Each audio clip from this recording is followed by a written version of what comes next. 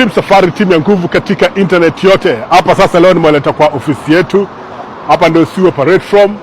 Hapa ndani hii building yote mpya, kali sana na ndio mimi pale. Au sio? Building kali sana. Hapa ndio si operate.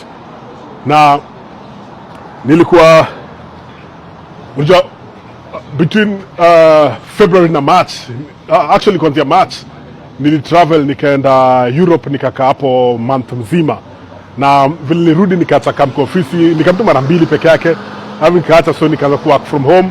Work from home ilikuwa ina work for mimi, yani unajua nilikuwa naweza kuoperate poa sana kutoka hapo, sikuwa na mambo mingi. So nilikuwa naacha nikam hapa leo.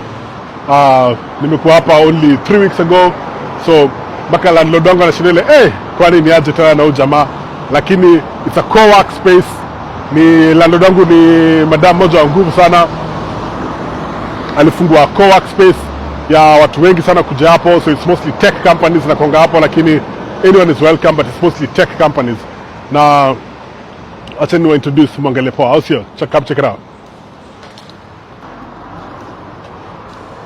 Mpaka kwanza ufinya hapa ndani ndio akufungulie.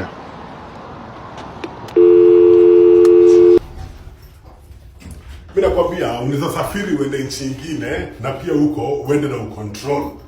Si lazima uende na kama umekuja mkia, unaweza na ucontrol na mambo yako tu pia iko sawa. Ni wewe mwenyewe vile unajiamini na vile unasukuma mbele. But most importantly, your network is a network. Watu unajuana nao ndio watamake decision yote kwa life yako. Yo! Hey. How's it going, man? Pretty good. So It's all I right. got to take off outside. Sorry, take care. Yeah. My kids, I got to meet my kids Oh, yeah. right away. So Yeah, go ahead. Talk to you later. Yeah, sure. Aya, sawa. Sasa tumeingia katika the beers. What happened? Is that her? Look at you. Hi. Hi.